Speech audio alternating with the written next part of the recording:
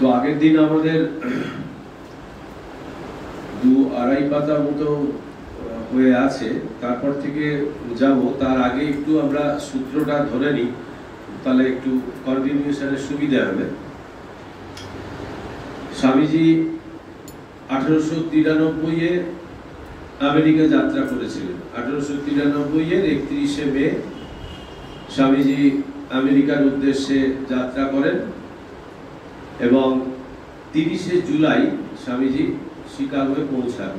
রাত্রি তখন 10:30-11টা। তো শিকাগোয় পৌঁছানোর পরে যে সমস্ত ঘটনা, সেগুলো আমাদের বিষয় নয়। স্বামীজি তারপরে সেই 1893-এর 30শে জুলাই পৌঁছানোর পর থেকে অনেক সংগ্রাম, অনেক দুঃখ বরণ করে শেষ অবধি 1893-এর 11ই সেপ্টেম্বর, যেটা বিশ্ব ধর্ম মহাসম্মেলন হয়েছিল আমেরিকার 400 বর্ষ পূর্তি, স্বাধীনতার 400 বর্ষ পূর্তি উপলক্ষে, সেই ধর্ম সম্মেলনে স্বামীজি যোগ দিতে গিয়েছিলেন এবং তার পেছনে ঠাকুরের ইঙ্গিত ছিল এবং শ্রী শ্রী মায়ের আশীর্বাদও ছিল এবং দর্থভাবে মা জানিয়েছিলেন, নিশ্চয়ই বাবা তুমি যাবে। তো সেই সমস্ত আমরা জানি। এরপরে স্বামীজি ফিরে আসছেন যখন 1893 থেকে 1896 পর্যন্ত স্বামীজি অক্লান্ত পরিশ্রম করলেন এই বিদেশের মাটিতে। আমেরিকা, ইংল্যান্ড, বহু দেশ ঘুরে এই বেদান্ত ধর্ম একে প্রতিষ্ঠা করলেন প্রায় বলা যায়, এবং ইংল্যান্ডে বেদান্ত সোসাইটিও স্থাপন করলেন। তো এই সমস্ত কাজ করার পর ভারতবর্ষকে স্বামীজি রিপ্রেজেন্ট করলেন বিদেশের মাটিতে, বিদেশের বুকে দাঁড়িয়ে। এরপরে স্বামীজি ফিরে আসছেন যখন, সেটা হচ্ছে 1896-এর 31শে ডিসেম্বর স্বামীজি ওখান থেকে জাহাজে চাপলেন নেপেলসে। সেখান থেকে আসছেন 15ই জানুয়ারি 1897-এ স্বামীজি পৌঁছলেন। কোথায়? কলম্বোয় পৌঁছলেন। আমাদের বইটা এখান থেকে শুরু। এই 1897-এর 15ই জানুয়ারি স্বামীজি কলম্বোয় পৌঁছলেন এবং 1897-এর 16ই জানুয়ারি স্বামীজি কলম্বোয় একটা বক্তৃতা দিয়েছিলেন। সেটাই হচ্ছে এই কলম্বোয় স্বামীজির বক্তৃতা। আর এই ভারতে বিবেকানন্দ বইটা হচ্ছে এই lectures from Colombo to Almora, এটা ইংরেজি বই, এটার বাংলা তর্জমাটা আমরা করছি। তো এই lectures from Colombo to Almora, এই বইটাই নামকরণ হয়েছে ভারতে বিবেকানন্দ। এখন এই বইটায় স্বামীজির এই সমস্ত বক্তৃতাগুলো আছে। স্বামীজি যেখানে যেখানে গেছেন সেখানে সেখানে বক্তৃতা করেছেন বিভিন্ন বিষয়ের উপর। সেই বক্তৃতাগুলো এই বইটাতে গ্রথিত হয়েছে, হয়ে এই বইটা হয়েছে। এই বইটার একটা অসামান্য দান হচ্ছে যে আমরা স্বামীজিকে খুব কাছ থেকে পাই এই বইটার মধ্যে। স্বামীজির তো বহু বই এখনো পর্যন্ত হয়ে চলেছে, ছোট ছোট আরো। তো এই স্বামীজিকে এইখানে খুব নিবিড় ভাবে এবং স্বামীজিকে খুব খোলামেলা ভাবে আমরা পাই। আর একটা জিনিস হচ্ছে, এই স্বামীজিকে জানতে গেলে এবং ভারতবর্ষকে জানতে গেলে তাহলে এই বইটার মূল্য অসামান্য। এই বইটা না পড়লে ভারতবর্ষকে বোঝা একটু বোধহয় কম থেকে যাবে, এবং স্বামীজিকে জানতে গেলে এই বইটা কিন্তু আগে পড়া দরকার। তাই স্বামীজিকে আমরা পাই এখানে খুব কাছের মানুষ হিসেবে, একজন খুব খোলামেলা সাধারণ পর্যায়ের মানুষ হিসেবে পাই। এই 16ই জানুয়ারি যে বক্তৃতাটা হয়েছিল, সেই বক্তৃতাটা এই কলম্বে হয়েছিল, স্বামীজি দিয়েছিলেন এবং এইটা আমরা শুরু করেছিলাম। তো প্রথম দিকটায় স্বামীজি বলছেন যে আমার দ্বারা যেটুকু কার্য হয়েছে, মানে এই বিদেশের বুকে আমি যেটুকু কার্য করতে পেরেছি, স্বামীজি প্রথমেই বলছেন যে এটা আমার নিজের কোনো শক্তি বলে হয়নি। এটা সম্পূর্ণ হয়েছে এই পাশ্চাত্য দেশে আমি যখন পর্যটন করেছি, তখন আমার পবিত্র প্রিয় মাতৃভূমি ভারতবর্ষ থেকে যে উৎসাহ বাক্য, যে অনুপ্রেরণা এসছে, সেইটার শক্তিতেই এইটা আমার এই কার্যটা সম্পন্ন করা সম্ভব হয়েছে। কারণ এই কথা বলার উদ্দেশ্য হচ্ছে যে স্বামীজি যখন চিকাগোয় ধর্মসভায় দাঁড়িয়ে যখন বক্তৃতা করলেন, সেই বক্তৃতাটা সবাইকে ছাপিয়ে গেছিল এবং হিন্দু ধর্ম এবং ভারতবর্ষ এই বিদেশের বুকে প্রতিষ্ঠিত হচ্ছে এবং পাশাপাশি কি হচ্ছে যে আরেক দল হিন্দু বা খ্রিস্টান সম্প্রদায়, মিশনারি সম্প্রদায়, বিশেষত থিওজফিস্ট যাদেরকে বলা হচ্ছে, এরা স্বামীজিকে নানান রকম গালমন্দ নিন্দাবাদে ভরিয়ে দিল এবং প্রমাণ করতে চাইল যে এ ভারতবর্ষের কোনো প্রতিনিধি নয়, এ একজন ভেক এবং তার নিজের যে কলকাতা শহর সেখানে এর কোনো পরিচিতি নেই এবং এই একজন চরিত্রহীন, এইটা তারা প্রমাণ করতে চেয়েছিল।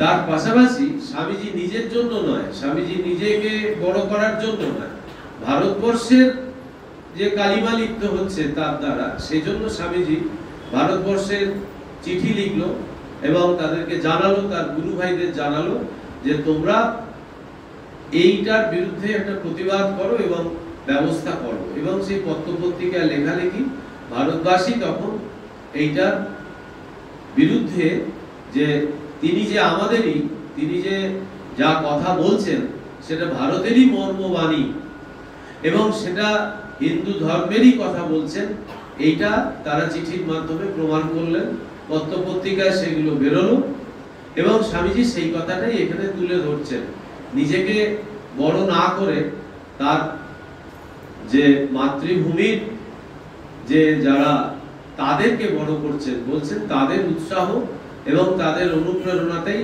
যা কিছু কাজ আমি করতে পেরেছি।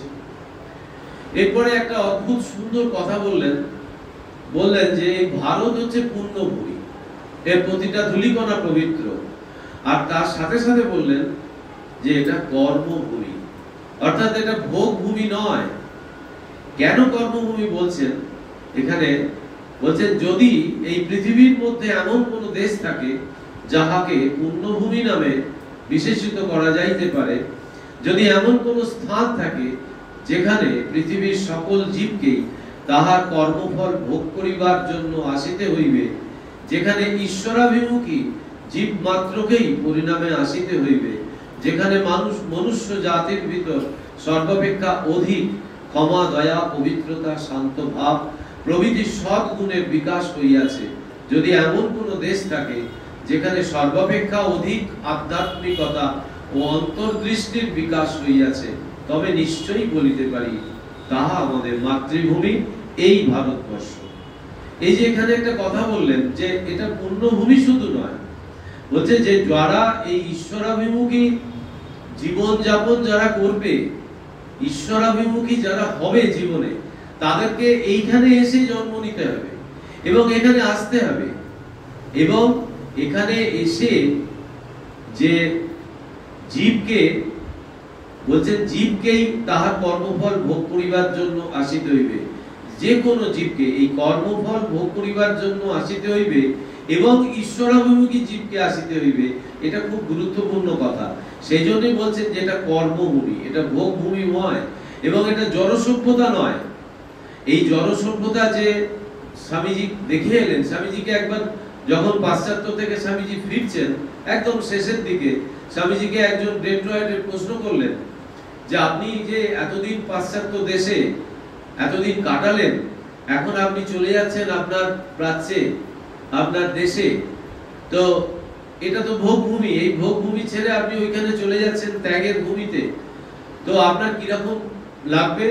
তখন স্বামীজি বলছেন যে দেখো, ভারতবর্ষকে আমি যেরকম আগে ভালোবাসতাম, সেই ভালোবাসাটা আরো শতগুণ বর্ধিত হয়ে যাবে এবং তার আকাশে বাতাসে যে ধর্ম এবং ধর্মই তার প্রাণ, এইটা আমি অন্তরে উপলব্ধি করব এবং আমার ভালোবাসা আরো বর্ধিত হয়ে যাবে।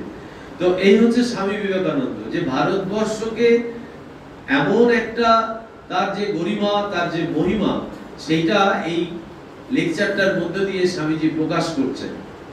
এবং শেষকালে এই প্যারার শেষকালে স্বামীজি বলছেন যে অন্যান্য দেশের লক্ষ লক্ষ নরনারীর হৃদয় দগ্ধকারী জড়বাদ রূপ অনল নির্বাণ করিতে যে জীবনপ্রদ বাড়ির প্রয়োজন তাহা এখানেই সঞ্চিত রহিয়াছে।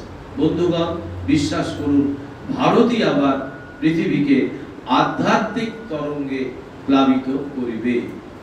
এই যে জড়সভ্যতা, এই জড়সভ্যতা মানুষকে শান্তি দিতে পারে না, মানুষকে তার লক্ষ্যে পৌঁছে দিতে পারে না। সেই জন্য বলছেন যে এই লক্ষ লক্ষ নরনারীর হৃদয় দগ্ধকারী যে জড়বাদ রূপ অনল যে জ্বলছে, দগ্ধ অনল, ঠাকুর বলছেন যে সংসার হচ্ছে দগ্ধ অনল।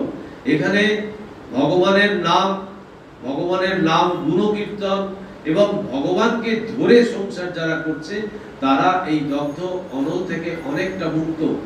তাই এখানে স্বামীজিও সেইভাবেই বলছেন যে যদি আপনি বিশ্বাস করেন তাহলে আমি বলবো সেই ভারতই হচ্ছে এই পৃথিবীকে আধ্যাত্মিক তরঙ্গে প্লাবিত করার জন্য, এবং ভারতবর্ষই পথ দেখাবে। এটা স্বামীজি বারবার বিভিন্ন জায়গায় বলেছেন। আর একটা কথা বলছেন যে সমগ্র পৃথিবী ভ্রমণ করিয়া অনেক দেখিয়া শুনিয়া আমি এই সিদ্ধান্তে উপনীত হইয়াছি, আপনাদের মধ্যেও যাহারা বিভিন্ন জাতির ইতিহাস মনোযোগ সহকারে পাঠ করিয়াছেন তাহারা এই তথ্য অবগত আছেন। যদি বিভিন্ন দেশের ইতিহাস তুলনা করা যায় তবে দেখা যাইবে এই সহিষ্ণু নিরীহ হিন্দু জাতির নিকট পৃথিবী যতটা ঋণী ততটা আর কোন জাতিরই নিকট নহে। নিরীহ হিন্দু কথাটি সময় সময় তীব্র নিন্দারূপী প্রযুক্ত হইয়া থাকে, কিন্তু যদি কোনো তিরস্কার বাক্যের মধ্যে গভীর সত্য লুকায়িত থাকে তবে ইহাতেই আছে হিন্দুগণ চিরকালই ঈশ্বরের মহিমান্বিত সন্তান। এই যে নিরীহ কথাটা এখানে স্বামীজি ব্যবহার করেছেন, যে নিরীহ কথাটার মধ্যে বলছে সমস্ত শক্তি, সমস্ত কিছু রহস্য ওর মধ্যে আছে। নিরীহ হিন্দু কথাটা নিন্দা সূচক, কিন্তু আমরা বলি নিরীহ হিন্দু, অর্থাৎ মৃদুতা তার মধ্যে আছে, তার মধ্যে একটা কামনেস, একটা শান্তিপ্রিয় মানুষ, সেইটা আছে তাদের মধ্যে। সেই জন্য বলছেন যে এই গভীর সত্য যে এই তিরস্কার বাক্যের মধ্যে লুকিয়ে আছে। কিন্তু বন্ধুগণ, ইহাও দেখিবেন ওই সকল ভাব রং, ওই যে গ্রিস, রোম, এই যে পাশ্চাত্য সভ্যতা যারা অনেক উপরে উঠেছিল, তারা কিভাবে উঠেছিল? তারা বলপূর্বক মানুষকে জোর করে ধর্মান্তরিত করেছিল, এবং তারা জোর করে তাদের মতে আনার জন্য এই তরবারির আঘাত, নানান রকম হিংসা, এই সমস্ত কার্যে লিপ্ত হয়েছিল। তাই বলছেন যে বন্ধুগণ, ইহাও দেখিবেন ওই সকল ভাব রণভেরীর নির্ঘোষে ও রণসাজে সজ্জিত গর্বিত সেনাকুলের পদবিক্ষেপের সহিত প্রচারিত হইয়াছিল। রক্তবন্যায় সিক্ত করিয়া লক্ষ লক্ষ নরনারীর রুধির কর্দমের মধ্য দিয়াই ওই সকল ভাবকে অগ্রসর হইতে হইয়াছে। এরপরে স্বামীজি বলবেন যে এই জন্যেই এই যে রোম, গ্রিস, এই যে প্রাচীন সভ্যতা, এইগুলো সব ধ্বংস হয়ে গেছে, কিন্তু ভারতবর্ষ, বলছেন ভারতবর্ষ আজও জীবিত। কেন জীবিত? বলছে এই তরবারির আঘাত দ্বারা, হিংসার দ্বারা ধর্মান্তরিত করে, জোর করে ধর্মান্তরিত করে তার ধর্মে আনার দ্বারা এই সমস্ত কাজ ভারতবর্ষ কোনোদিন করেনি, যার জন্য ভারতবর্ষ আজও জীবিত। হয়তো মাঝে মাঝে এই ভাব কমে যাচ্ছে, যেটা ধর্মভাব সবসময় একরকম থাকে না, একবার সমুদ্রের ঢেউয়ের মতো, একবার উপরে উঠছে আবার আস্তে আস্তে সেই ভাব কমে যাচ্ছে। যার জন্য গীতায় ভগবান বলেছেন যে যখনই এই ভাব কমে যায় তখন আমাকে আসতে হয়। ধর্মস্য গ্লানির ভবতি ভারত, আমরা জানি তো। এই জন্যই মাঝে মাঝে এই ধর্মভাবগুলো কমে যায়। সেই জন্য স্বামীজি ভারতবর্ষকে তথা আমাদেরকে এই ভারতবর্ষের মহিমা আমাদেরকে বলছেন যে ভারতবর্ষ কিরকম না এই রকম। আর এরপরে একটা কথা বলছেন যে আমাদের যে মনুস্মৃতি আছে, যে আমাদের তো প্রথম বেদ বেদান্ত উপনিষদ পেয়েছি, তারপরে ষড়দর্শন পেয়েছি, তারপরে অষ্টাদশ পুরাণ পেয়েছি, একদম শেষে গিয়ে আমরা পেয়েছিলাম মনুস্মৃতি। এই মনুস্মৃতিতে কিছু বিধিবাদীয় নিয়ম জীবন চালাতে গেলে জীবনে কোনটা পালন করতে হবে, কোনটা করব, কোনটা করব না, এই সমস্ত যেগুলোতে আছে। এবং এই মনুস্মৃতির একদল মানুষ খুব নিন্দা করেছে, কিন্তু স্বামীজি তাকে কত উচ্চ স্থান দিচ্ছেন। বলছেন যে এই রূপে এই সকল জাতি মনুষ্য সমাজে নিজেদের চিহ্ন এককালে অঙ্কিত করিয়া এখন অন্তর্হিত হইয়াছে। আপনারা কিন্তু এখনো জীবিত। আর আজ যদি মনু এই ভারত ভূমিতে পুনরাগমন করেন, তিনি এখানে আসিয়া কিছুমাত্র আশ্চর্য হইবেন না। কোন এক অপরিচিত স্থানে আসিয়া পড়িয়াছি এ কথা মনে করিবেন না। মানে মনু স্মৃতি এর সম্বন্ধে আলোচনা করতে গেলে অনেক বিরাট ব্যাপার এটা। তো সংক্ষেপে মোটামুটি মনু যে বিধিবাদীয় যে সমস্ত নিয়ম কানুন দিয়ে তিনি যে রচনা করেছিলেন, সেইগুলো যথাযথভাবে পালন করলে একটা আদর্শ জীবন গঠিত হয়। এবং মনু ভারতবর্ষের জন্যই এটা তৈরি করেছিলেন এবং ভারতবর্ষের বুকে এগুলোকে প্রতিষ্ঠাও করেছিলেন। যার জন্য বলছেন যে তখন যেরকম দেখেছিলেন, এখন যদি আবার হঠাৎ করে আসেন তাহলে দেখবেন যে তিনি খুব একটা আশ্চর্য হবেন না, কারণ সেই ভারতবর্ষই আছে, ভারতবর্ষ পাল্টে যায়নি। হয়তো নানান রকম বৈদেশিক আক্রমণ অত্যাচারে ভারতবর্ষের কিছুটা গ্লানি হয়ে এসছে, কিন্তু ভারতবর্ষের জায়গাতেই আছে। তো সেই জন্য বলছেন যে অপরিচিত স্থানে আসিয়া পড়িয়াছি, এটা কখনো তিনি ভাববেন না। আর বলছেন সহস্র বর্ষব্যাপী চিন্তা ও পরীক্ষার ফলস্বরূপ সেই প্রাচীন বিধান সকল, এই যে এখানে বলছেন যে ওই প্রাচীন বিধান সকল এখানে এখনো বর্তমান। শত শতাব্দীর অভিজ্ঞতার ফলস্বরূপ সেই সকল সনাতন আচার এখানে এখনো বর্তমান। যতই দিন যাইতেছে ততই দুঃখ দুর্বিপাক তাহাদের উপর আঘাতের পর আঘাত করিতেছে, তাহাতে শুধু এই ফল হইয়াছে যে সেগুলি আরো দৃঢ়, আরো স্থায়ী আকার ধারণ করিতেছে। ভারতবাসী কখনো এই ধর্ম ভাবটাকে, যতই দুঃখ কষ্ট জীবনে আসুক না কেন, সে কিন্তু কখনো ধর্মকে ছাড়ে না। এই ধর্মকে অবলম্বন করে সে জীবন কাটাবে, হাজার দুঃখ কষ্ট হলেও সে কখনো এই ধর্মের যেটা বিরুদ্ধ অন্যায় ভাব যেটা, সেটা কখনো করবে না। যে প্রকৃত ভারতবাসী এবং যার ভেতরে প্রকৃত ধর্ম প্রবেশ করেছে। আমাদের বলা হয় 4 পুরুষার্থের কথা, ধর্ম অর্থ কাম ও মোক্ষ। ওখানে বলা হচ্ছে যে এই ধর্মকে অবলম্বন করে আর 3টে যেটা আছে, অর্থ, কাম আর মোক্ষ। যে তোমার অর্থের যে প্রয়োজন সেটা পূরণ করো ধর্মকে অবলম্বন করে, তোমার যে কামনা বাসনা, যে তোমার চাহিদা, এগুলো পূরণ করো ধর্মকে অবলম্বন করে।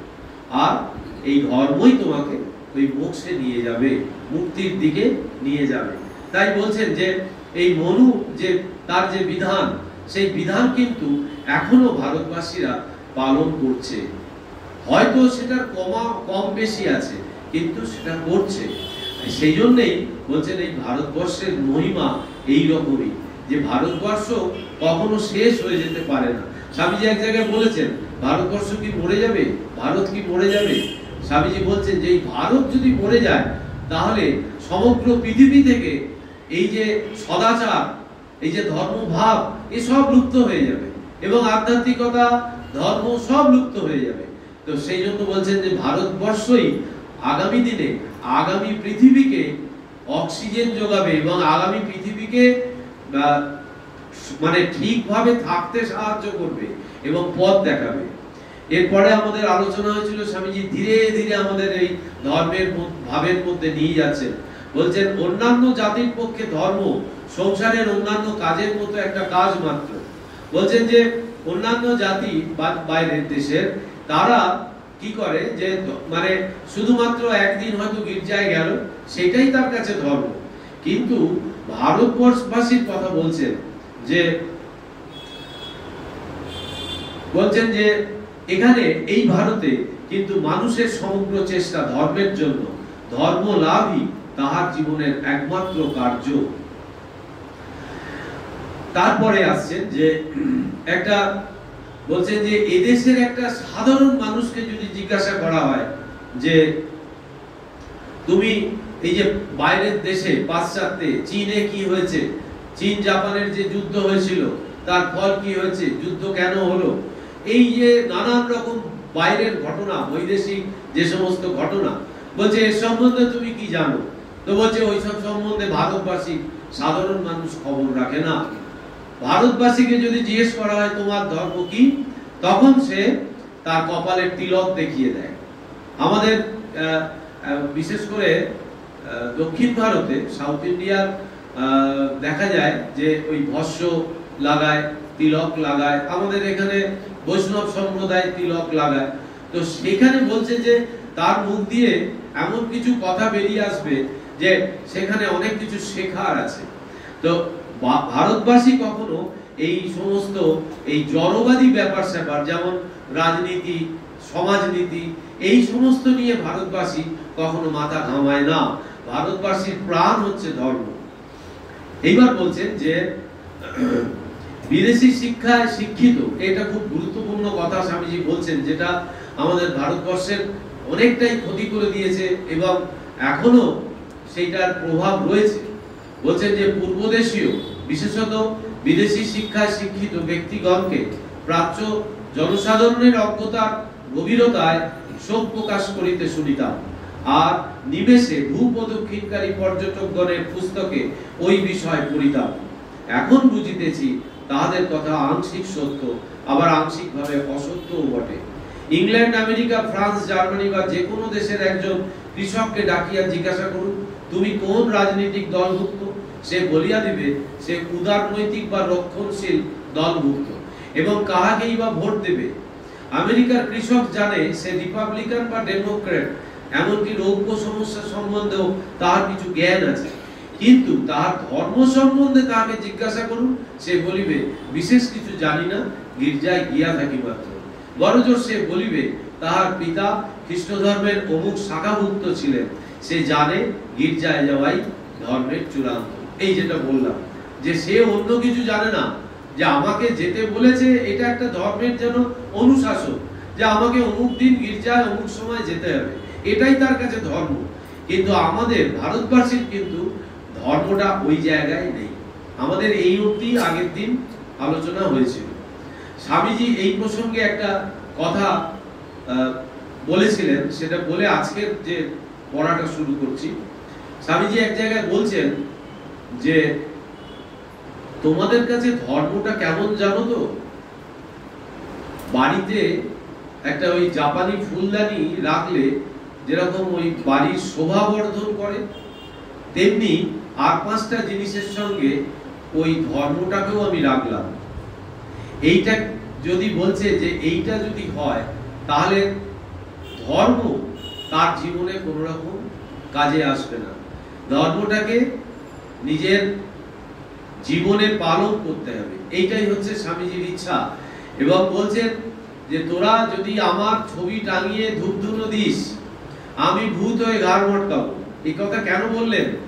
বললেন যে আমার ছবিতে ধূপধুনো দিতে হবে না, আমাকে পুজো করতে হবে না, কিন্তু আমার যে কথা, সেই কথা জীবনে পালন করতে হবে। এইটাই হচ্ছে ধর্মকে নিয়ে জীবন কাটানো। এটাই স্বামীজি চেয়েছিলেন। এরপরে বলছেন যে আজকের যেটা শুরু হবে, অপরদিকে আবার একজন ভারতীয় কৃষককে জিজ্ঞাসা করুন রাজনীতি সম্বন্ধে কিছু জানো কি, সে আপনার প্রশ্নে বিস্মিত হইয়া বলিবে এটা আবার কি? সোশ্যালিজম প্রভৃতি সমাজতান্ত্রিক আন্দোলন, পরিশ্রম ও মূলধনের সম্পর্ক এবং এইরূপ অন্যান্য কথা সে জীবনে কখনো শোনে নাই। সে কঠোর পরিশ্রম করিয়া জীবিকা অর্জন করে, রাজনীতি বা সমাজনীতি সে এইটুকুই বোঝে। একজন গরিব, যে আমাদের ভারতবর্ষের যে গরিব কৃষক, যে দিবারাত্র পরিশ্রম করে এই চাষ করে, ফসল ফলায়, যার ফলে আমরা খেয়ে পরে থাকি, সেই কৃষককে যদি জিজ্ঞাসা করা হয় এই সমাজতান্ত্রিক আন্দোলন, সোশ্যালিজম এইসব সম্বন্ধে, সে আকাশ থেকে পড়বে। সে বলবে ওসব আমার জানার দরকারও নেই, কিচ্ছু দরকার নেই, আমি কঠোর পরিশ্রম করে জীবিকা অর্জন করতে পারি, এইটুকু আমি বুঝি, আর কিছু বুঝি না। কিন্তু তাহাকে যদি জিজ্ঞাসা করো তোমার ধর্ম কি, সে নিজের কপালের তিলক দেখাইয়া বলিবে আমি এই সম্প্রদায়ভুক্ত, মানে গর্বের সঙ্গে তার ওই তিলকটা দেখিয়ে বলবে আমি এই সম্প্রদায়ভুক্ত। ধর্ম বিষয়ে প্রশ্ন করিলে তাহার মুখ হইতে এমন দু একটি কথা বাহির হইবে যাহাতে আমরাও উপকৃত হইতে পারি।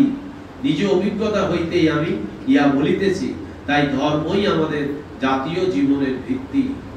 স্বামীজি যখন ঠাকুরের শরীর চলে গেল 1886 শরীর চলে যাওয়ার পর 1887-তে গুরু ভ্রাতাদের নিয়ে এক জায়গায় পড়া, সন্ন্যাস গ্রহণ করলেন, তারপরে তপস্যা, মারাত্মক তপস্যা চলল, তারপরে অধ্যয়ন, পড়াশোনা, এই 1887-তে এইভাবে কাটালেন।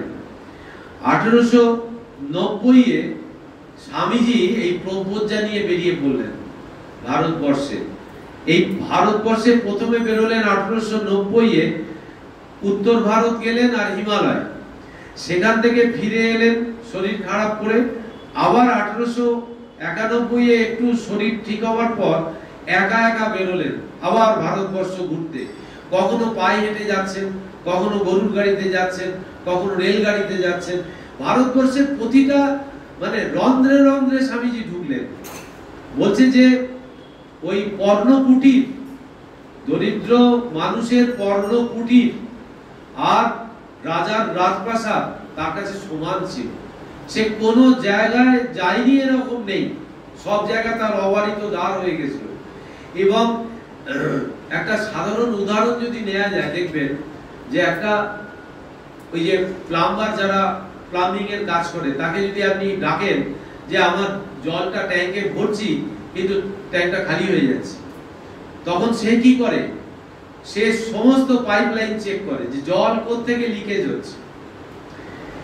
এই স্বামীজি এই কাজটা করলেন যে প্রতিটা জায়গায় জায়গায় গিয়ে দেখছেন যে ভারতবর্ষটা কেমন, ভারতবর্ষের কোথায় কি গলদ, কোথায় ত্রুটি, এইটা বোঝার জন্য স্বামীজি এই বারংবার প্রপর্যায় বেরিয়ে যাচ্ছেন, বারবার বেরিয়ে যাচ্ছেন, কারণ ভারতবর্ষটা তাকে জানতে হবে। আর একটা কথা, রবীন্দ্রনাথ ঠাকুরের একটা বিখ্যাত উক্তি আছে, আমরা সবাই এটা জানি। ওই পাশ্চাত্যের দার্শনিক রোমানোলা যখন ভারতবর্ষে এসেছিলেন, তখন রবীন্দ্রনাথ ঠাকুরের কাছে গিয়েছিলেন শান্তিনিকেতনে। সেখানে তিনি ছিলেন, তখন একবার তিনি জিজ্ঞেস করেন যে আমি ভারতবর্ষ সম্বন্ধে জানতে চাই, আমি কিভাবে জানবো? তখন রবীন্দ্রনাথ ঠাকুর একটা বিখ্যাত উক্তি হয়ে গেছে এখন, যে if you know India you read Vivekananda, everything in him is positive, nothing negative.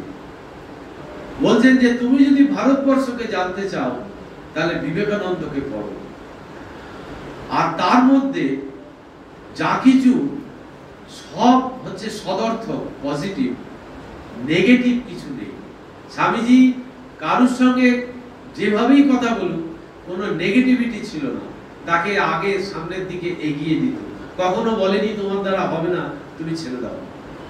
এই হচ্ছে স্বামীজি, যেটা বলবার জন্য বলা এই কথাটা, যে প্রতিটা জায়গায় মানে রাজার রাজপ্রাসাদ আর দরিদ্রের পর্ণকুটির, সমস্ত জায়গায় তার অবারিত দ্বার। ওই যে ঘটনা আছে না, আলমোড়ায় সেই একজন তাকে শোষা খাইয়ে বাঁচিয়েছিল, তারপরে যখন বিদেশ থেকে ফিরে এলো, স্বামীজি বক্তৃতা করছে মঞ্চ থেকে, তাকে দেখছে সে বয়স হয়ে গেছে, বুড়ো হয়ে গেছে, সেই যে ফকির শোষা খাইয়েছিল তাকে স্বামীজি বক্তৃতার শেষে মঞ্চ থেকে নেমে এসে তাকে জড়িয়ে ধরছে। এবং স্বামীজি ওইখানে ওই পাহাড়ে খুব খিদে পেয়েছিল একবার, স্বামীজি একটা বুড়ির কাছে তখন ওই জল চেয়ে খেয়েছিল, তার সেই বুড়ি আবার ওই রুটি সেকে দিয়ে তাকে খাইয়েছিল। এবং স্বামীজি যখন বিদেশ থেকে ফিরে এলো, আবার সেই তার কাছে গিয়ে ওই ছোট ছেলেটির মতো গিয়ে বলছে তুমি আমাকে আজকে খাওয়াবে না, রুটি খাওয়াবে না। সে অবাক হয়ে যাচ্ছে যে এই আমেরিকা জয় করে আসা এইরকম একজন সন্ন্যাসী এ আবার আমার দ্বারে এসছে। এই হচ্ছে স্বামীজি। আলোয়ারের রাজার কাছে সে অবারিত, আলোয়ারের রাজা ছাড়তে চাইছে না তাকে, যেখানেই যাচ্ছে সেখানেই ভিড় জমে যাচ্ছে, স্থানীয় মানুষরা ভিড় করে বসে আছে তার দুটো মুখের কথা শুনবার জন্য। এই ভারতবর্ষকে স্বামীজি নিখুঁত ভাবে জানলেন, এবং জানার পর তার কোথায় ত্রুটি, তার কোথায় গলদ, এবং সেটা কি করে মেরামত করা যায় সেটাও স্বামীজি আবিষ্কার করলেন। ঠাকুরের কাজ বলেছিলেন তোর ঘাড় করবে। কাশীপুর উদ্যান বাটিতে তখন যখন ঠাকুর বলছেন তুই কি চাস, তখন স্বামীজি বলছে আমি চাই এই 2-3 দিন ধ্যানমগ্ন হয়ে বসে থাকবো, আর একটু খিদে টিদে পেলে একটু ফলমূল খেয়ে আবার ওই বুধ হয়ে যাব। ঠাকুর তীব্র তিরস্কার করলেন, বলে ছি নরেন, যে তোর মতো এত বড় আধার, তুই কিনা নিজের মুক্তি চাইছিস, নিজের স্বার্থ চিন্তা করছিস, তুই একটা কোথায় বটবৃক্ষের মতো হবি, তোর ছায়ার তলায় এসে সব শান্তি পাবে, প্রাণ জুড়বে, আর তুই কিনা নিজের মুক্তি চাইছিস। আর এই ঠাকুর তীব্র ভর্ৎসনার পর নরেনের পুরো ভাব পাল্টে গেছিল এবং বলল দেখ এর থেকে উচ্চ অবস্থা আছে। মানে এই সমাধিটা আমরা জানতাম যে এটাই বোধহয় শেষ, সমাধি হলেই বোধহয় আমাদের মানে সাধারণ মানুষের তাই, কিন্তু ঠাকুর বললেন না রে, এর থেকে উচ্চ অবস্থা আছে। অর্থাৎ ওই সমাধি থেকে নেমে এসে এই মানুষের সেবায় যদি শিব জ্ঞানে তুমি যদি করতে পারো, তো আর সেটাই হচ্ছে আসল মানে আসল জীবন আর কি, মানে যেটা হচ্ছে মনুষ্য জীবনের চরম যে জায়গাটা সেটা হচ্ছে এটা। যার জন্য স্বামীজি ঠাকুর যেদিন দক্ষিণেশ্বরের ঘরে বললেন, ওই যে বৈষ্ণবদের প্রসঙ্গ হচ্ছিল যে জীবে দয়া নামে রুচি আর বৈষ্ণব পূজন, ঠাকুর যখন জীবে দয়া কথাটা বলছেন তখন অর্ধবাহ্য দশায় চলে গেছেন, গিয়ে বলছেন যে জীবে দয়া কি রে, বলছে তুই সারা কীটাণু কি, তুই দয়া করার কে। মানে ওই দয়াটাকে ঠাকুর নিন্দা করেছেন। চৈতন্য মহাপ্রভু যে কথা বলে গেছেন জীবে দয়া, এই যুগের অবতার এসে তাকে আরো একটু বাড়িয়ে দিচ্ছেন। চৈতন্য মহাপ্রভুর প্রতি অশ্রদ্ধা বা অন্য কিছু নয়, কিন্তু সেটারও আরো উচ্চ অবস্থা ঠাকুর দেখাচ্ছেন। যার জন্য স্বামীজি বলে অবতার ও বরিষ্ঠা। অবতার বরিষ্ঠা মানে সব অবতারের থেকে বড় এরকম নয়, যে কাজের দিক থেকে শ্রী শ্রী ঠাকুর এই কলিযুগে যে এই এত কঠিন কাজ, যে শত্রু মানুষের ভেতরে ঢুকে আছে। এর আগের অবতারদের জীবনে যেটা দেখা গেছে, শত্রু সব বাইরে। এই যে রামচন্দ্রের জীবনে রাক্ষস কক্ষস তীর ধনুক দিয়ে যুদ্ধ করতে হচ্ছে অবতারকে। তারপরে ভগবান শ্রীকৃষ্ণ, সেও সেই বাইরে অসুরদের সঙ্গে যুদ্ধ করছে। এই বাইরে সব শত্রু। আর এই যুগে স্বামীজি ওইটাই লিখলো যে এই যুগে তোমার আগমন হচ্ছে ওই ভেতরের শত্রুকে বধ করার জন্য। ওই যে দেখবেন আচণ্ডালা প্রতিরাও যস্য প্রেম উপবাহ, ওই যে স্বামীজি স্তবটা আছে ওইখানে দেয়া আছে। তো এই হচ্ছে যখন বলল নরেন শিক্ষা দেবে, ঘরে বাইরে হাত দেবে, এই ঘরে বাইরে হাত দিয়ে এসে ভারতবর্ষে ঢুকেছে। তার মানে ভারতবর্ষকে অলরেডি আগে জানা হয়ে গেছে, হয়ে গিয়ে আবার ভারতবর্ষে আসছে বিদেশ থেকে ফিরে। কারণ বিদেশের বুকে ভারতবর্ষের একটা পরিচিতি করিয়ে দিয়ে এইবার স্বামীজি আসছেন যে দুটোর মধ্যে কি বৈষম্য বা কি সামঞ্জস্য দেখে নিয়েছে স্বামীজি। ওই জন্য বলছে যে এই ভারতবর্ষকে আগে আমি ভালোবাসতাম আমার আবেগ দিয়ে, কিন্তু এখন এই ভারতবর্ষকে ভালোবাসি যে আমার অন্তর থেকে। অর্থাৎ বুঝে নিয়েছেন স্বামীজি যে পাশ্চাত্য আর প্রাচ্য এটা দুটোর মধ্যে বৈপরীত্যটা কোথায়। তো বলছেন এই ভারতবর্ষ বাইরের এই পাশ্চাত্যের থেকে অনেক অনেক উপরে, এবং ভারতবর্ষের সেই গরিমাই স্বামীজি এই কলম্বোয় বক্তৃতায় বলছেন। এরপরে বলছেন যে অনন্ত পূর্ব জন্মের কর্মফলে মানুষের জীবন একটি বিশেষ নির্দিষ্ট পথে চলিয়া থাকে, কারণ অনন্ত অতীতকালের কর্ম সমষ্টি বর্তমান আকারে প্রকাশ পায়, আর আমরা বর্তমানের যে রূপ ব্যবহার করি তদনুসারে আমাদের ভবিষ্যৎ জীবন গঠিত হইয়া থাকে। স্বামীজি সহজ করে অন্য জায়গায় বলেছেন, তুমি আজ যা হয়েছ সেটা আগের জীবনের সমষ্টি, অতীতের সমষ্টি হচ্ছে বর্তমান, আর এই বর্তমানে তুমি যেমন যেমন করবে এর সমষ্টি হবে ভবিষ্যৎ। এইখানে এই কথাই বলছে যে অনন্ত পূর্ব জন্ম, আমাদের যে এর আগের আগের কত জন্ম হয়েছে, বলা হয় যে 82 লক্ষ জন্ম পরে মনুষ্য জন্ম আমাদের প্রাপ্ত হয়।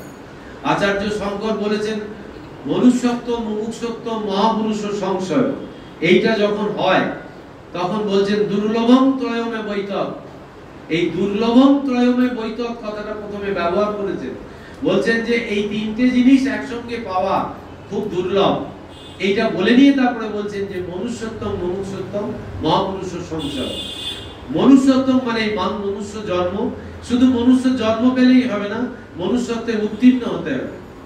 তারপরে বলছেন মুমুক্ষুত্বম, এই ভগবানের চিন্তা, ভগবানকে বোঝা, ভগবানের সঙ্গে একাত্ম হওয়া, এইটা যে মুমুক্ষুত্বম, মুক্ত, মুক্তি লাভের আকাঙ্ক্ষা, মুক্ত হওয়ার চেষ্টা, ইচ্ছা। আর তারপরে বললেন মহাপুরুষ সংশয়, মানে যে কোনো মহাপুরুষের সংশয়ে আসা। আমরা ঠাকুরমা স্বামীজির সংশয়ে আসতে পেরেছি, পেরে আমাদের জীবন ধন্য। আমরা তাদেরকে চিন্তা করলেই আমাদের জীবন ধন্য হয়ে যাবে।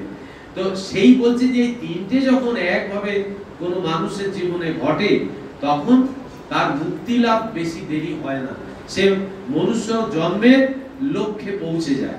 তাই এখানে বলছেন যে অনন্ত পূর্ব জন্মের কর্মফলে মানুষের জীবন একটি বিশেষ নির্দিষ্ট পথে চলিয়া থাকে, মানে প্রারব্ধ যেটাকে বলা হয়।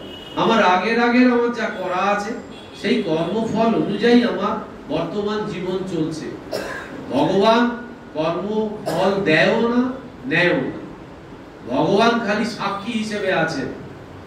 আমরা তাকে ধরে, তাকে ডেকে এই প্রারব্ধকে খণ্ডাতে হবে আমাদের। এই সেই জন্য বলছেন যে অনন্ত পূর্বজন্মের কর্মফলে মানুষের জীবন একটি বিশেষ নির্দিষ্ট পথে চলিয়া থাকে, মানে সংস্কার তৈরি হয়।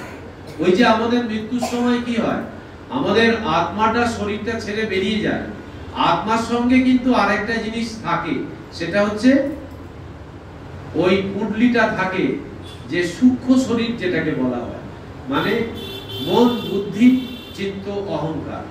আমার যে সংস্কারের পুডলি, এটা ওর মধ্যে রয়েছে। তাই যত উচ্চ চিন্তা হবে, তত উন্নত জীবন হবে, তত আগামী জন্ম আরো সুন্দর হবে। এটাই গীতায় বলা আছে।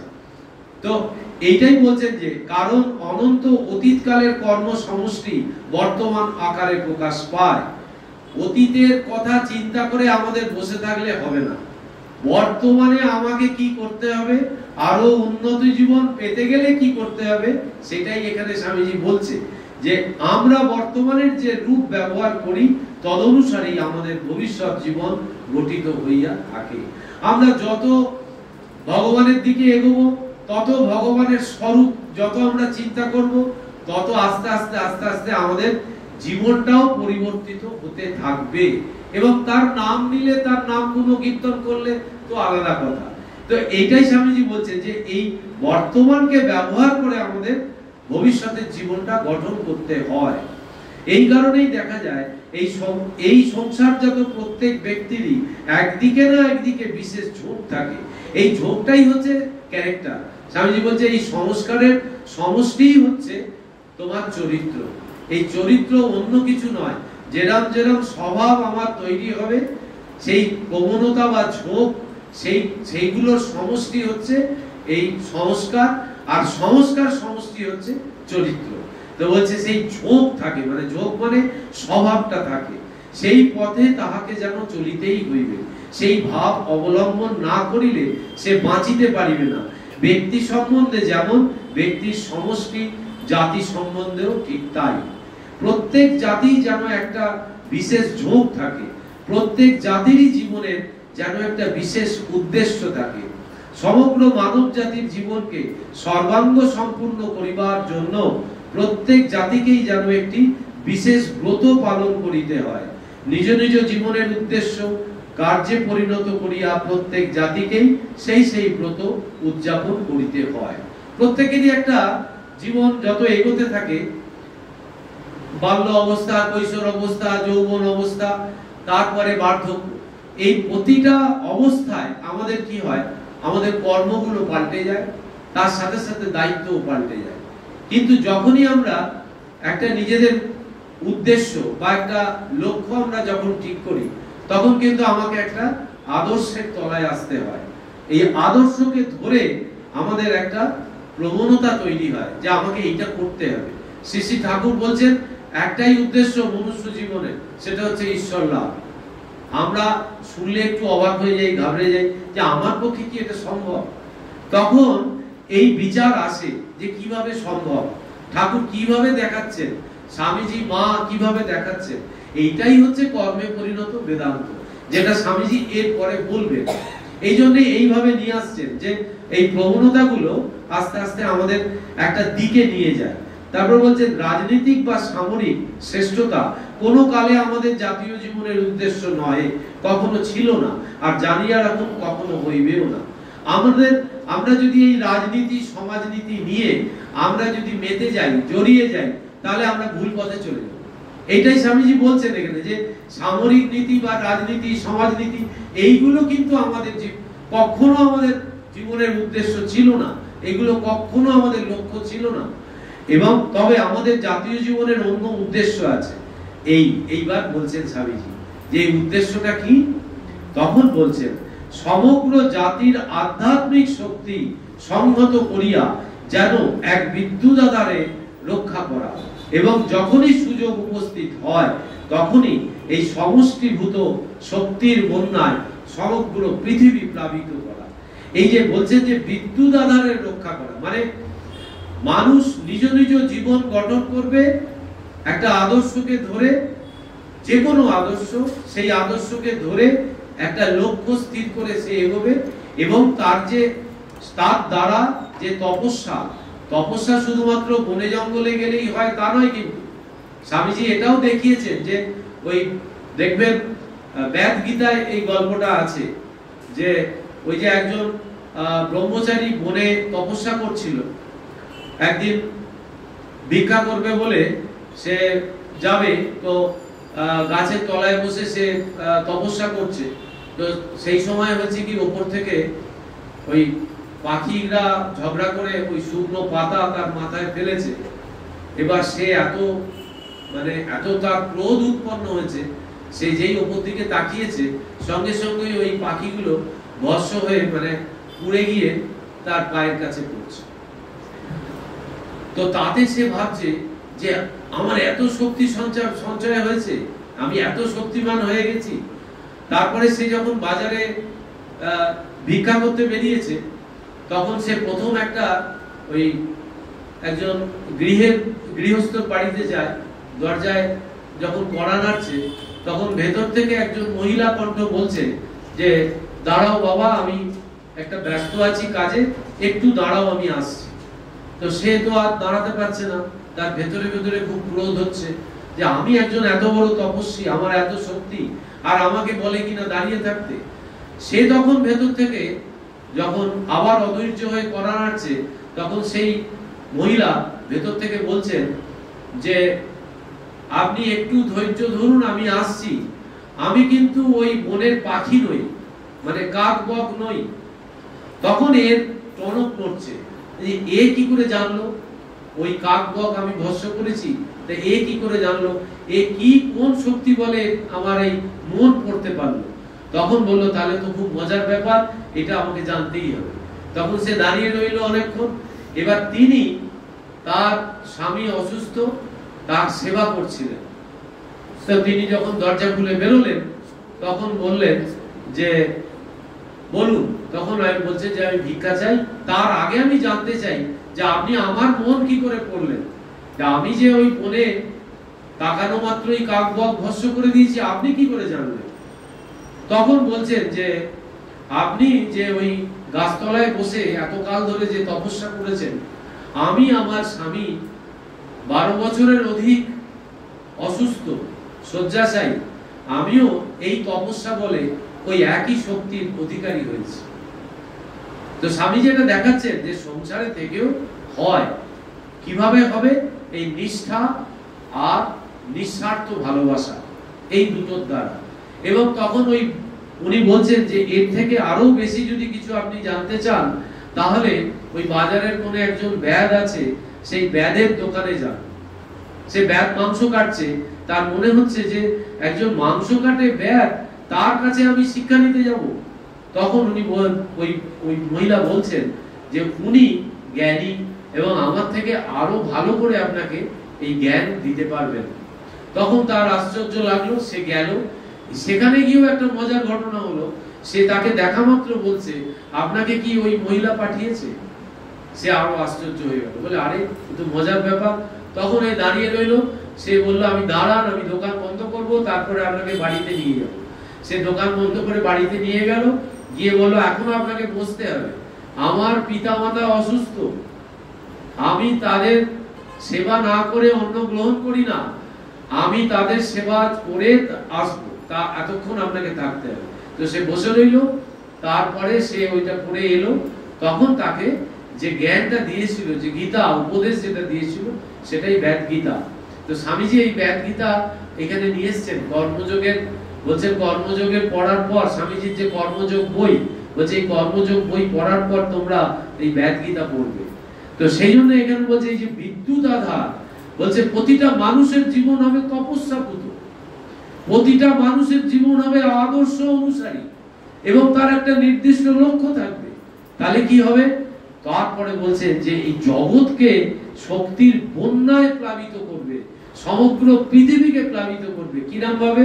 এইবার স্বামীজি বলছেন যে যখনই পার্সি, গ্রিক, রোমক, আরব বা ইংরেজরা তাহাদের অজেয় বাহিনী সহ দিগ্বিজয়ে বহির্গত হইয়া বিভিন্ন জাতিকে এক সূত্রে গঠিত করিয়াছে, তখনই ভারতের দর্শন ও অধ্যাত্ম বিদ্যা এই সকল নূতন পথের মধ্য দিয়া জগতে বিভিন্ন জাতির শিরায় শিরায় প্রবাহিত হইয়াছে।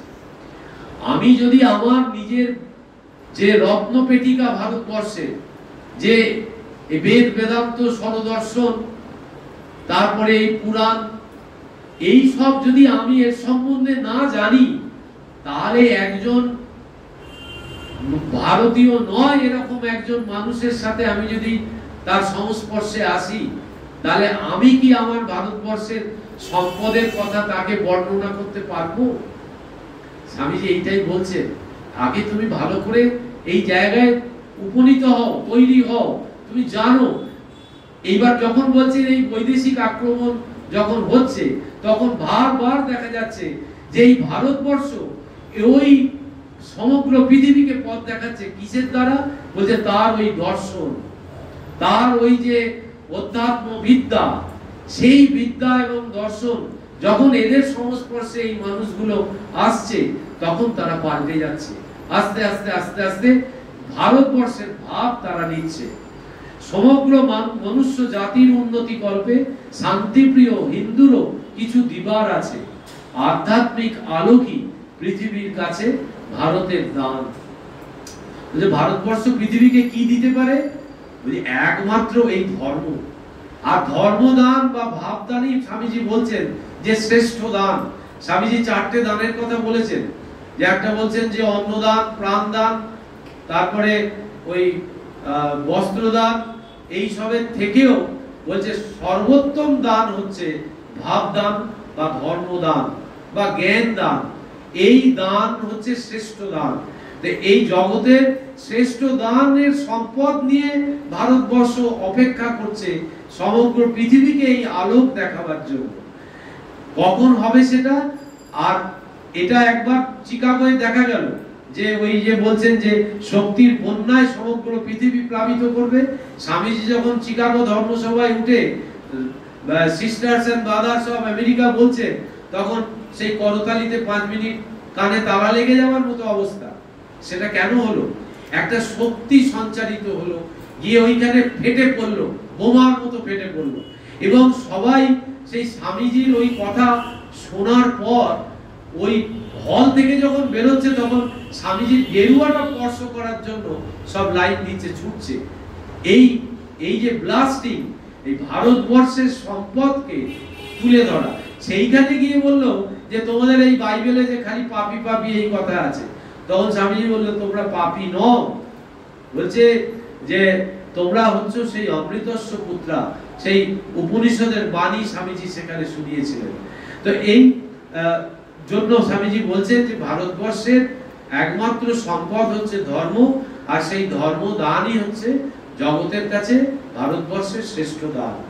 এই রূপে অতীতে ইতিহাস পাঠ করিয়া আমরা দেখিতে পাই, যখনই কোনো প্রবল দিগ্বিজয়ী জাতি পৃথিবীর বিভিন্ন জাতিকে এক সূত্রে গ্রথিত করিয়াছে, ভারতের সহিত অন্যান্য দেশের অন্যান্য জাতির মিলন ঘটাইয়াছে, নিসঙ্গতা প্রিয় ভারতের একাকিত্ব তখনই ভাঙিয়াছে। এই নিসঙ্গতা প্রিয় মানে ভারতবাসী সবসময় সে নিজের অন্তর্জগৎকে বিকশিত করার জন্যই তার চেষ্টা, সমগ্র জীবনটাই তার এই রকম। যখন এই ব্যাপার ঘটিয়াছে তখনই তাহার ফলস্বরূপ সমগ্র পৃথিবীতে ভারতের আধ্যাত্মিক তরঙ্গের বন্যা ছুটিয়াছে।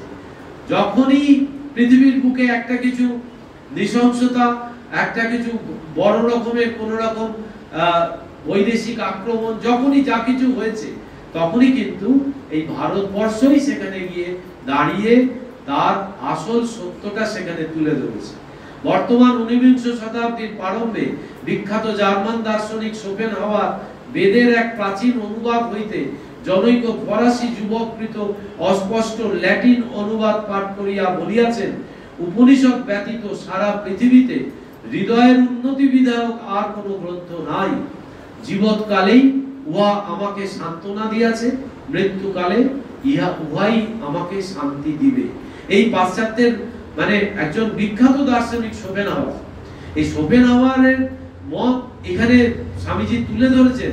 বলছেন উপনিষদ ব্যতীত, উপনিষদ আমাদের সম্পদ, বলছে এই উপনিষদ ব্যতীত সারা পৃথিবীতে হৃদয়ের উন্নতি বিধায়ক আর কোনো গ্রন্থ নাই। জীবৎকালে উহা আমাকে সান্ত্বনা দিয়াছে, মৃত্যুকালে উহাই আমাকে শান্তি দিবে।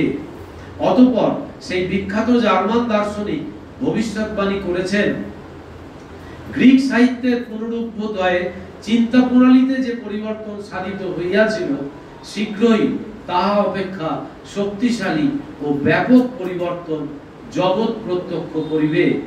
আজ তাহার ভবিষ্যৎবাণী সফল হইতেছে।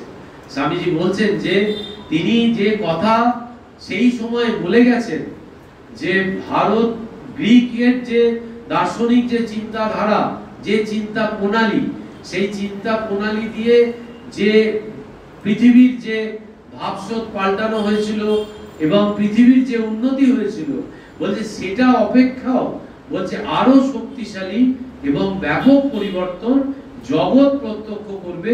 কার দ্বারা? না এই ভারতবর্ষের এই বেদ উপনিষদ এই সবের দ্বারা।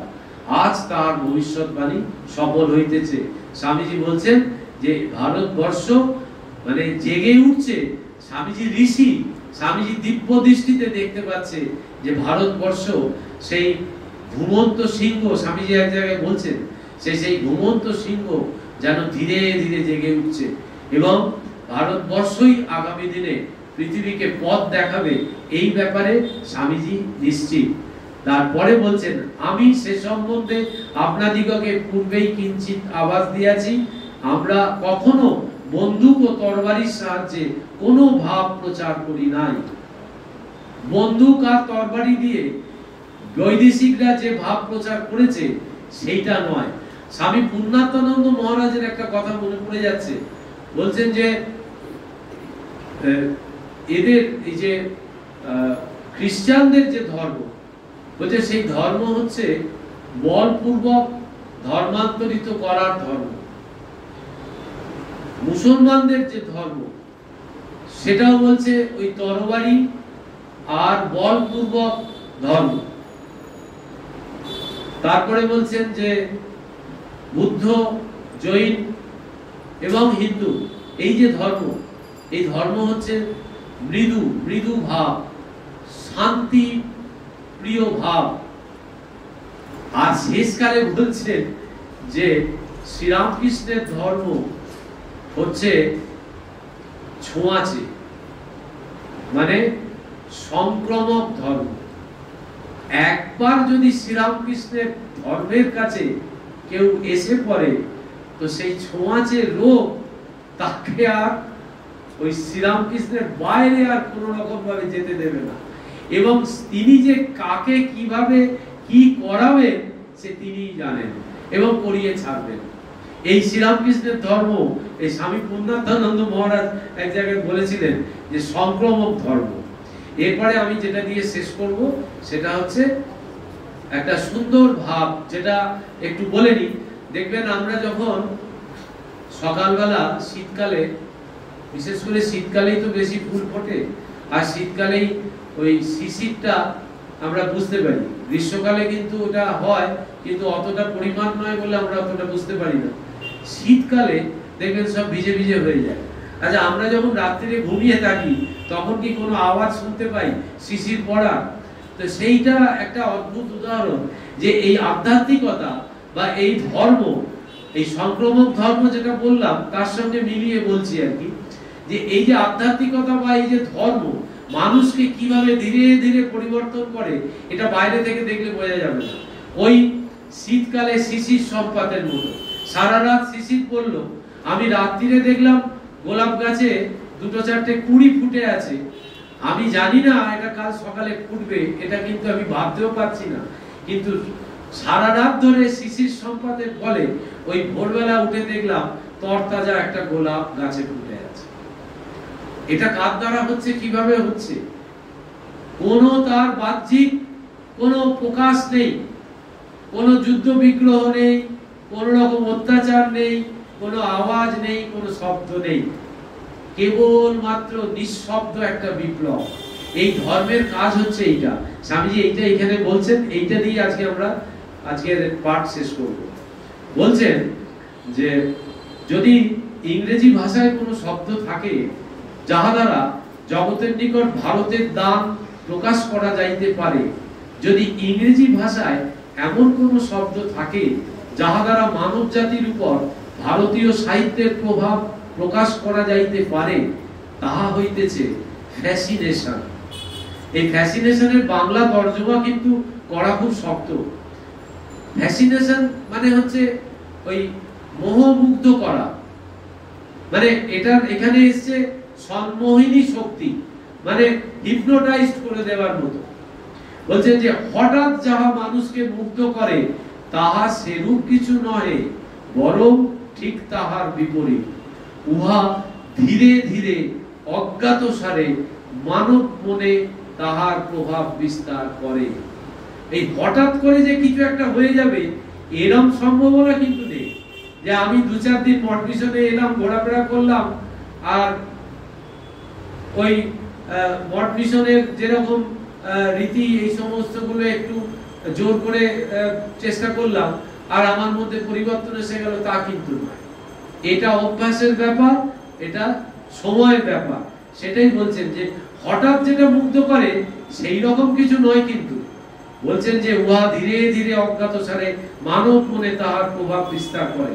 অনেকের পক্ষে ভারতীয় চিন্তা, ভারতীয় প্রথা, ভারতীয় আচার ব্যবহার, ভারতীয় দর্শন, ভারতীয় সাহিত্য প্রথম দৃষ্টিতে বিসদৃশ্য বোধ হয়, কিন্তু যদি মানুষ অধ্যাবসায়ের সহিত আলোচনা করে, মনোযোগের সহিত ভারতীয় গ্রন্থরাজি অধ্যয়ন করে, ভারতীয় আচার ব্যবহারের মূলীভূত মহান তত্ত্ব সমূহের সহিত বিশেষভাবে পরিচিত হয়, তবে দেখা যাইবে শতকরা 99 জনই ভারতীয় চিন্তার সৌন্দর্যে, ভারতীয় ভাবে মুগ্ধ হইয়াছে। তাহলে ভারতবর্ষের এই যে সম্পদ, এইগুলো যদি আমরা একটু নিজেদের জীবনে যদি আমরা একটু অভ্যাসের মধ্যে আনি, যে পড়াশোনা জানা, এই সমস্ত চেষ্টার মধ্যে যদি আমরা জীবনটাকে নিয়ে যাই, তাহলে বলছেন যে শতকরা 99 জন ভারতীয় এই চিন্তার সৌন্দর্যে আর ভারতীয় ভাবে মুগ্ধ হইয়া, আর লোকলোচনের অন্তরালে অবস্থিত অশ্রুত অথচ মহা ফলপ্রসূ উষাকালীন শান্ত শিশির সম্পাতের মতো এই ধীর সহিষ্ণু সর্বংসহ ধর্মপ্রাণ জাতি চিন্তা জগতে নিজ প্রভাব বিস্তার করিতেছে। এই যে ভারতবর্ষের মানুষ ভীষণ সহ্য ক্ষমতা, সহ্য শক্তি অনেক, এবং এই জন্য বলছে সহিষ্ণু, এবং সর্বংশ সবকিছু সহ্য করে নিতে পারে, মানিয়ে নিতে পারে। তো সেই ভারতবাসী বলছে ধর্মপ্রাণ ভারতবাসী, এই তার যে চিন্তা জগৎ, সেই চিন্তা জগতে অনায়াসে যে কোনো মানুষের জীবনে সে প্রবেশ করতে পারে। এইটাই এই অবধি আজকে থাকলো। তো আমাদের মোটামুটি আমরা যেটা পেলাম সেটা হচ্ছে স্বামীজি কলম্বোয় যে বক্তৃতা দিলেন, সেই বক্তৃতায় প্রথমে ভারতবর্ষকে একটা যার মহিমা প্রকাশ করলেন এবং নিজেকে ছোট করে তার ভারতবাসীকেই আবার কৃতিত্ব দিলেন যে ভারতবাসীর জন্যই আমার পক্ষে আমেরিকার বুকে, পাশ্চাত্যের বুকে এত কাজ করা সম্ভব হয়েছিল। তারপরে বললেন যে ভারতবর্ষের প্রাণ হচ্ছে ধর্ম এবং তার প্রতিটা সময় আচার আচরণ সব ধর্মের ভাবে হবে এবং এটাই হচ্ছে ভারতবাসীদের যে সমাজনীতি বা রাজনীতি ভারতবাসীর সংস্কৃতি নয় এবং সেই দিকে যারা যাবে তারা কিন্তু মূল লক্ষ্য থেকে সরে যাবে, এটাও এখানে উল্লেখ আছে। এবং শেষকালে বললেন যে এইটা এমন একটা বিষয়, যদি এর গভীরতার মধ্যে যদি আমরা প্রবেশ করি তাহলে আমরা বুঝতে পারবো যে ওই শীতকালে শিশির সম্পাতের মতো যেরকম ফুল ফুটে ওঠে, তার কোনো বাহ্যিক কোনো কিছু থাকে না, এই ধর্মটাও সেই রকম যে ধীরে ধীরে মানুষের চিন্তার জগতে প্রবেশ করে তাকে পরিবর্তন করে দেয়। এইটাই হচ্ছে ধর্মের কাজ। আজকে এই অবধি থাকলো, সকলে ভালো থাকবেন এই প্রার্থনা করি। ওম শান্তি শান্তি শান্তি। হরি ওম তৎসৎ। শ্রী রামকৃষ্ণার্পণমস্তু।